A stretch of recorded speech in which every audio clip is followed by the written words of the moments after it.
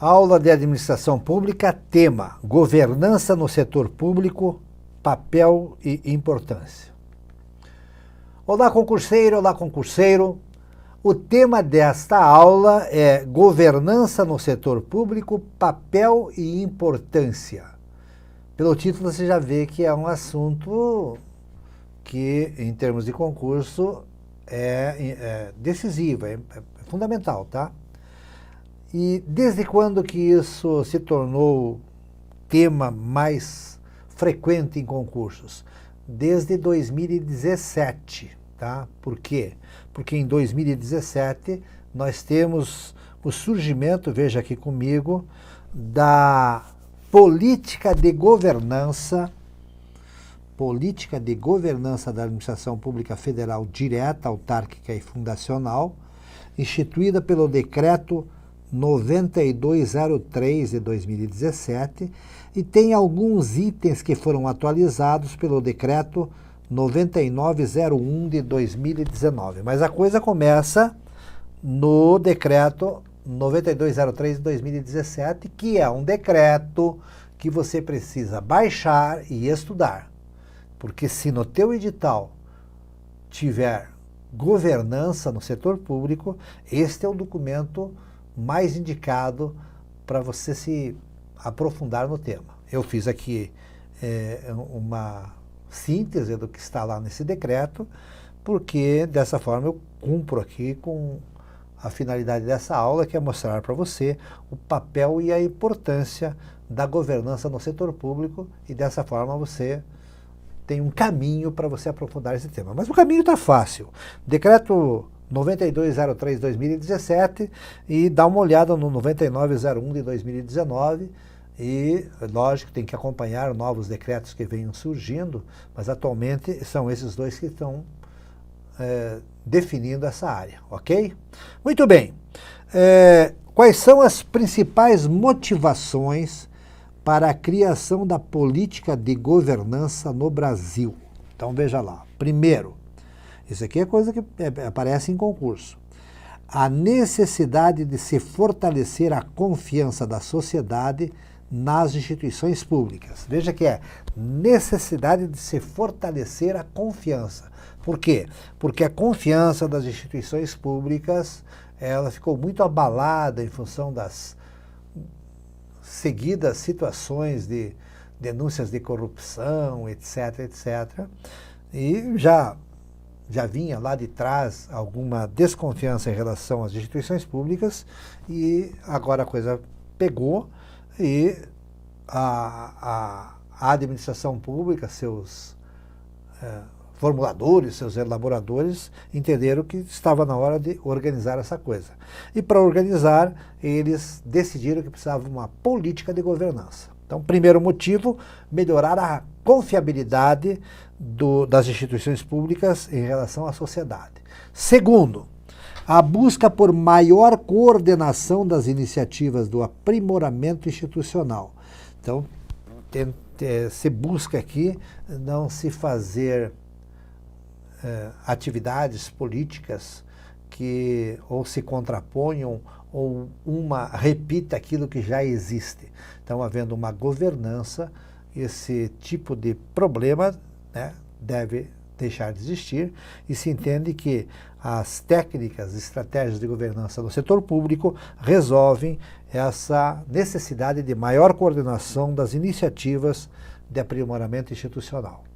Terceiro, está ligado à utilidade de se estabelecer patamares mínimos de governança. Então, se estabelece o quê? Padrões de governança para essas instituições que foram citadas aqui, da administração pública federal, tanto a direta quanto a autárquica e a fundacional. Significa que isso aqui não vai além? Vai além, sim. Você vai verificar que eu vou citar aqui várias vezes o Tribunal de Contas da União, tá? O Tribunal de Contas da União é ligado ao Poder Legislativo e ele está envolvido nesse processo. Então, embora o decreto seja um decreto da área do Poder Executivo, não significa que ele se restringe ao Poder Executivo. Você vai ver aí no transcorrer da nossa conversa que isso aqui é mais amplo. Vamos para frente? Bem, um dos principais papéis da política de governança é garantir, veja aqui que o título aqui era papel e importância, tá vendo? Papel e importância. Então a importância está citada aqui nessas motivações, e agora veja aqui, ó, principais papéis da política de governança é garantir que a atuação pública seja percebida como legítima pelo cidadão, de forma a fortalecer o cumprimento voluntário de regras sociais e de reduzir a necessidade de controles mais rígidos e burocráticos. Então, o que se busca é que no Brasil aconteça o que acontece em outros países. Pensa aí em países como o Japão, como os países nórdicos de uma forma geral, Dinamarca, Suécia, Noruega, países mais estruturados como Nova Zelândia. Nesses países, o cidadão, ele cumpre voluntariamente as regras sociais. Se os cidadãos cumprem voluntariamente as regras sociais, não é só sociais, legais, fiscais, o que acontece? Diminui a necessidade de controles rígidos e burocráticos. Mas essa confiança, essa vontade, essa ideia de cumprimento voluntário pelo cidadão só vai ocorrer quando a confiança dessa sociedade em relação às instituições públicas aumentar. Senão, não vai acontecer nada, tá? Bem, esse texto aqui é de um outro documento que eu recomendo que você pesquise, baixe na internet e dê uma boa lida nele. Tá aqui, ó. É o Guia da Política de Governança Pública, editado pela Casa Civil da Presidência da República em 2018. Esse documento aqui é um documento bacana para você aprofundar o tema governança no setor público. Ok? Vamos para frente? Bem, qual é o conceito de governança pública no Decreto 9203 de 2017? Veja aqui, ó. Segundo esse decreto, então passa a ser a definição oficial, o conceito oficial no setor público, é o seguinte: é o conjunto de mecanismos de liderança, estratégia e controle postos em prática para avaliar, direcionar e monitorar a gestão com vistas ao quê? A condução de políticas públicas e a prestação de serviços de interesse da sociedade. Anote aí, e depois você vai ver que eu tenho uma questão sobre esse tema, esse conjunto de mecanismos aqui: liderança, estratégia e controle. Tá? Você vai ver que na questão nós vamos conversar sobre isso. Então, este é o conceito oficial de governança pública constante do Decreto 9203 de 2017. A política de governança da Administração Pública Federal, direta, autárquica e fundacional, como já foi falada, foi instituído pelo Decreto 9203 de 2017. Bem, aqui é o seguinte: estratégia tranquilo, né? O que é estratégia? Estratégia é a melhor forma de fazer alguma coisa. Controle, tranquilo, né? Controle é acompanhar se aquilo que foi planejado está realmente sendo executado. E essa palavra liderança é meio interessante, né? Liderança. Então veja o que diz o artigo 5º do decreto sobre liderança. O artigo 5º do decreto diz o quê? Que liderança abrange o conjunto de práticas de natureza humana ou comportamental exercida nos principais cargos das organizações para assegurar a existência das condições mínimas para o exercício da boa governança. Quais são essas condições mínimas para o exercício da boa governança? Anota lá que isso aí também pode aparecer na prova. Então, para que exista liderança é necessário que exista integridade, competência, responsabilidade e motivação. Você não precisa decorar esses assuntos, você sabe disso. O importante é você ler bastante, verificar situações em que isso é citado, estudar o 9203 várias vezes, de tal forma que isso entre no teu vocabulário e lá na hora da prova você não tenha dificuldade para responder sobre esse assunto. Tranquilo até aqui? O que eu tenho agora? Veja aqui, ó. Eu tenho uma representação aqui, deixa eu mostrar de novo, uma representação de governança do setor público, tá?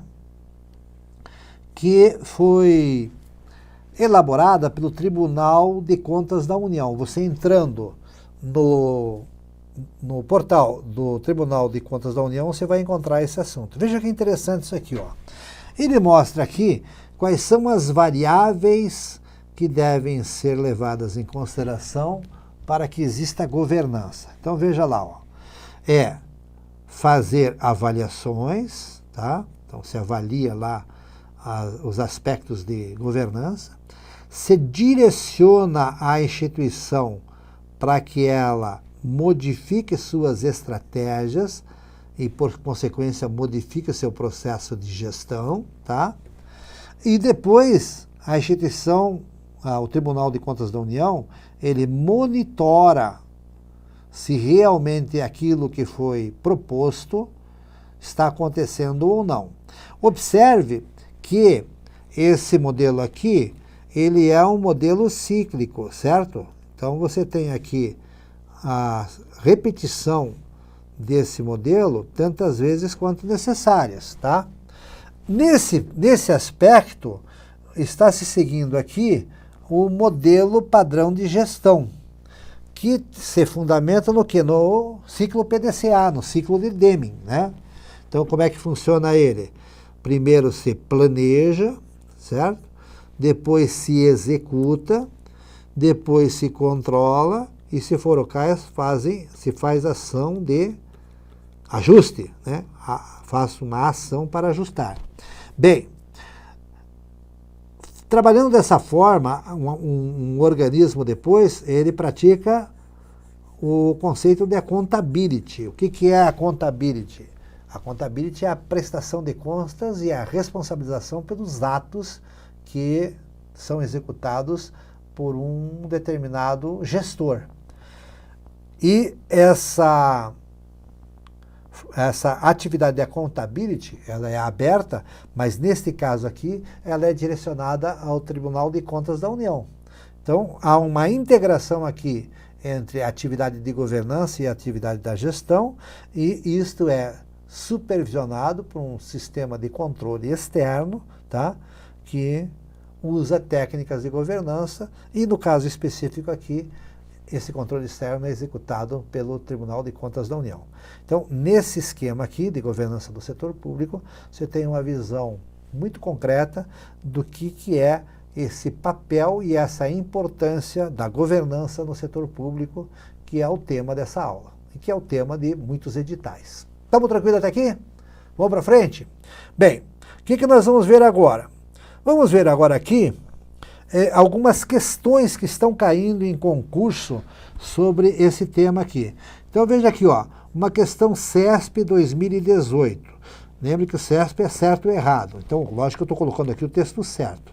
O que era a afirmativa certa do CESP nesse concurso de 2018? A atividade de monitoramento constitui um processo contínuo que retroalimenta o ciclo de ajustes de uma política. Está vendo? Ó? Atividade de monitoramento constitui um processo contínuo que retroalimenta o ciclo de ajustes de uma política. Texto certo por quê? Pelo que nós temos aqui, ó. Está vendo?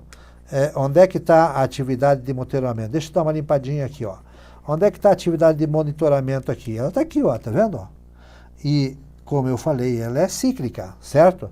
Ela vai se repetindo ao longo do tempo. Então, veja como esse conceito que aparece para você dar certo ou errado num concurso CESP, bate com essa representação do TCU. Então veja que o importante não é decorar, o importante é você ter essa visão do todo do que é governança no setor público, ok? Então vamos para frente aqui, ó.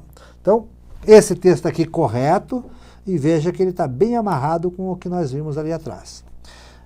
O que é monitorar? O que abrange o monitoramento? Ele refere-se ao poder de fiscalização e ação corretiva que a administração pública exerce por iniciativa própria ou por iniciativa externa sobre sua própria atuação. O que ele está dizendo aqui? Ele está dizendo que o monitoramento pode ser feito, por exemplo, pelo Tribunal de Contas da União, mas nada impede que o próprio órgão crie lá um sistema de monitoramento interno, de tal forma que ele já faça os ajustes antes de ir para o Tribunal de Contas da União, e isso é o quê? Isso é gestão. A essência da gestão, como você sabe, é planejar, organizar, dirigir e controlar.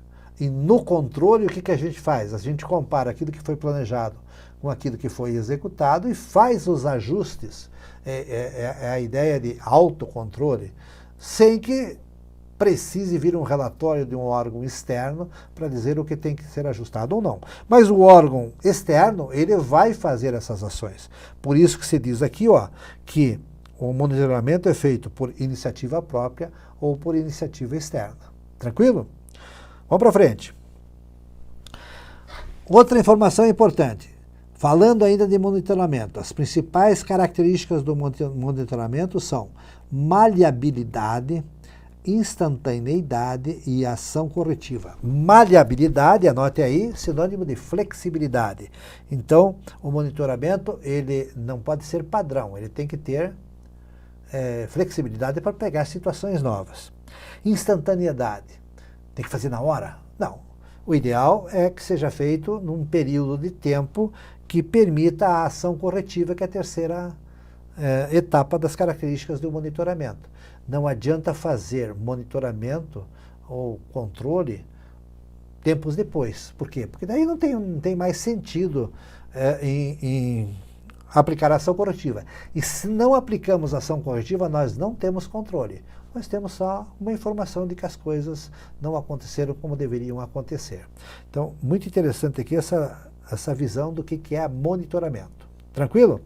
Veja aqui, ó, mais uma questão ligada à CESP 2018, agora abordando a avaliação. Veja como esses assuntos estão caindo, né? A avaliação está intrinsecamente relacionada ao desempenho de determinada ação de um projeto, programa ou política, tá? Então, o que ele está dizendo aqui? Ele está dizendo que a avaliação, ela faz parte do processo. Deixa eu falar uma coisa importante para você. Qual a diferença entre monitoramento e avaliação? Anote aí. O monitoramento, ele é feito no sentido de identificar a falha. Identifica-se a falha e se propõe uma ação corretiva. É o que está demonstrado aqui naquela figura do TCU.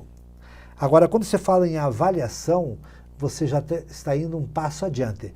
Você está verificando quais foram as consequências de eventuais erros, de eventuais não conformidades, disfunções, falhas. Então, a avaliação, ela estuda as consequências de alguma coisa que não está correndo de acordo. Já o monitoramento, ele tem uma função muito mais objetiva, que é o quê? Ó, tá errado, ajusta, tá errado, ajusta, né? Monitoramento e controle é isso. Tá errado, ajusta. Já a avaliação, não. Olha, em função disso aqui, vamos ter tal problema lá na frente. Ok? Vamos para frente. Para avaliar um projeto, um programa ou uma política pública, uma organização utiliza o quê? Indicadores de desempenho, que envolvem principalmente os conceitos de eficácia, eficiência e efetividade, que nós já vamos ver o que é. Bem, outro aspecto, outro conceito importante é o conceito de estratégia. O que é estratégia? Eu já falei aí que é como se faz alguma coisa. Veja aí como é que o Mitzberg, que é um grande autor, um canadense, um professor canadense que trabalha estratégia, entende isso. Segundo Mitzberg, estratégia é a forma de pensar no futuro, integrada no processo decisório, com base em quê? Em um procedimento formalizado e articulador do que? Articulador de resultado em uma programação. Aqui a definição de estratégia está bem técnica, está bem acadêmica. lembre do que eu te falei. Estratégia é a maneira de fazer as coisas. Agora pega essa informação que eu estou te dando aqui. A maneira de fazer as coisas e leia de novo aqui, ó. Forma de pensar no futuro integrado no processo decisório, etc, etc. Você vai verificar que é uma forma sofisticada de definir estratégia. Mas como o autor é importante, ele pode aparecer aí numa questão de concurso e você tem que saber que o Mitsberg está certo quando afirma isso aí. Ele não está errado. Bom, nós falamos aqui em eficácia, eficiência e efetividade, ok? Bom, eu imagino que você saiba isso, mas para reforçar eu estou colocando aqui para nós encerrarmos a parte teórica dessa aula. A eficiência está ligada ao uso racional e econômico dos insumos, ou seja, dos recursos, que estão disponíveis para a produção de bens ou serviços, tá? Então, eficiência é... Tem inclusive uma questão que apareceu em concurso recentemente que definia isso aí bem simples. Eficiência é fazer mais com menos, tá? Diz que não é fazer melhor com menos, é fazer mais com menos. É o que está escrito aqui, ó. Uso racional e econômico dos recursos para a produção de bens ou serviços. Tá? Então ele está mais ou menos próximo de rentabilidade, de produtividade. Mas a essência é essa aí, ó.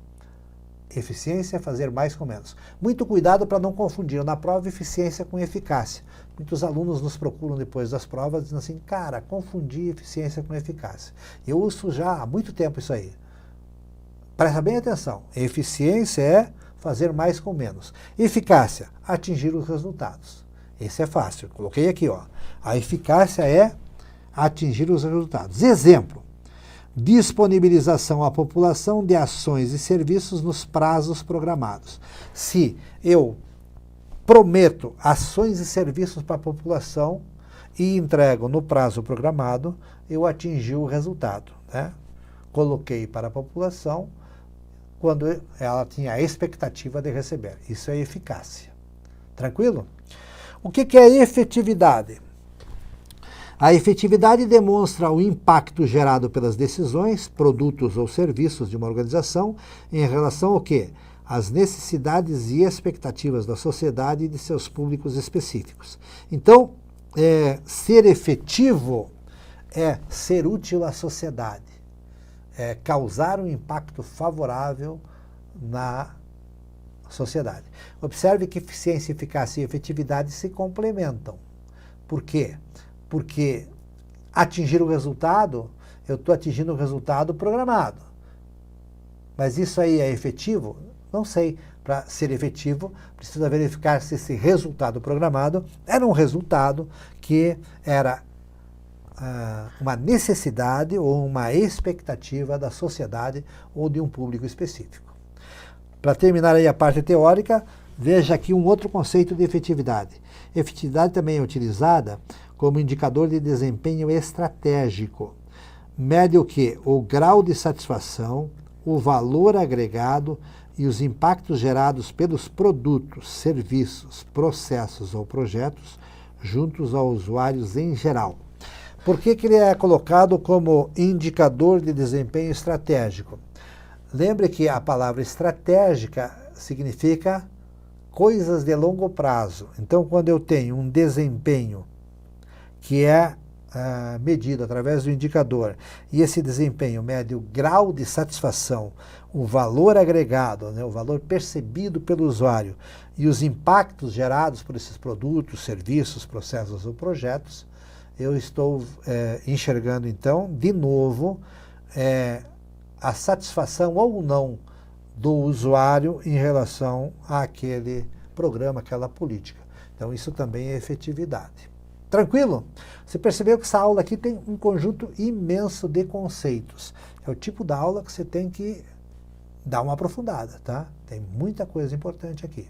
Bom, vamos ver agora 2 exercícios aqui para você comprovar esses conceitos aqui. Na verdade, eu já tenho mais que 2, talvez tenha ter tempo de fazer mais. Vamos lá. Acerca de governança no setor público, assinale a opção correta. Correta é a alternativa D. A governança no setor público pode ser analisada sobre as seguintes perspectivas: sociedade e Estado, entes federativos, esferas de poder e políticas públicas, órgãos e entidades e atividades intraorganizacionais. Ou seja, governança pode se aplicar a tudo. É um conceito novo, relativamente novo, dentro da administração, principalmente da administração pública, mas a abrangência é imensa. E os motivos são esses conceitos que foram colocados nessa aula. Ok? Bem, vamos verificar aqui as erradas. Olha aqui, ó. Alternativa A errada. A governança de órgãos e entidades da administração pública envolve 3 funções básicas. Avaliar, ok, tá? Direcionar, orientar e certificar os resultados? Não, ele não certifica resultados. O correto é monitorar. Veja lá aquela figura que está colocada aqui nessa aula do TCU. Então, são as 3 funções básicas, são o quê? Monitorar, monitora, avalia, né, vê as consequências e direciona. Não tem certificação, ok? B. Governança no setor público é um exemplo de accountability vertical e dá como exemplo o impeachment do presidente da República. Olha, a accountability vertical é um conceito que está sendo utilizado, se entende como eleger um presidente da República, tá? Então, se dá responsabilidade a essa figura. Quando nós falamos em impeachment, nós não estamos falando de accountability vertical. Por quê? Porque quem faz o impeachment não é o povo, quem faz o impeachment é o poder legislativo e o poder judiciário. Então, nós não temos uma accountability vertical, nós teríamos aí uma accountability horizontal, né? O presidente presta contas, ou o presidente é responsabilizado por alguma improbidade, e aí ele recebe o impeachment, né? Ele é impedido de continuar no poder. Então não é a accountability vertical, porque estão nos mesmos níveis dos 3 poderes. Vamos para frente. Na alternativa C, o princípio da equidade na governança pública diz respeito ao zelo que os agentes da governança devem ter pela sustentabilidade das organizações visando a sua longevidade? Não, esse aí não é o princípio da equidade, esse é o princípio da sustentabilidade, né? O princípio da equidade está ligado ao quê? Está ligado à ideia de tratamento equânime a todas as situações. Então, errado por causa disso. E, por último, a alternativa E. Os componentes dos mecanismos de governança pública são assinalados pela liderança, pelo comando e pelo controle? Não, eu lembro que eu falei que você teria aqui numa questão aquele conjunto de informações. O correto é liderança, estratégia e controle, tá? E não comando, tá? No lugar do comando entra estratégia, ok? Vamos para mais uma questão? Então veja aqui, ó. Entre os tipos de estruturas compreendidas pela governança, texto certo, inclui-se as estruturas administrativa, política, econômica, social, ambiental, legal, as quais servem para garantir que as partes interessadas definam os objetivos e alcancem os resultados.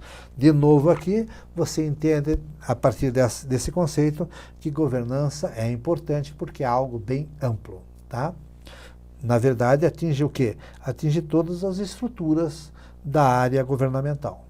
Vamos agora para uma saideira aqui, ó, última. Texto certo.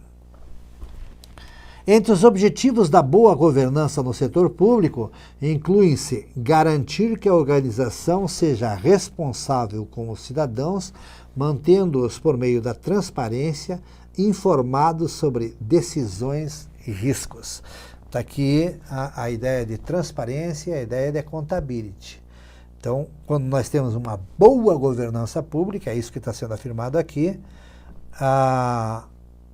a estrutura governamental garante que a organização seja responsável com esse contato com os cidadãos, informando sobre decisões, estão prestando contas e trazendo informações a respeito de eventuais riscos causados por aquela boa decisão. Então veja, boa governança, não é governança, é algo bem mais encorpado. Muito bem, governança então, assunto novo, você precisa estudar bastante. Se tiver aí no seu edital, no concurso que você queira fazer, governança, vá a fundo. Mas eu já dei os caminhos. Mostrei o material do TCU, mostrei algumas questões que já caíram sobre esse tema e também dei aí os decretos que você precisa estudar para fechar essa visão oficial do que seja governança pública. Bons estudos e até uma próxima aula.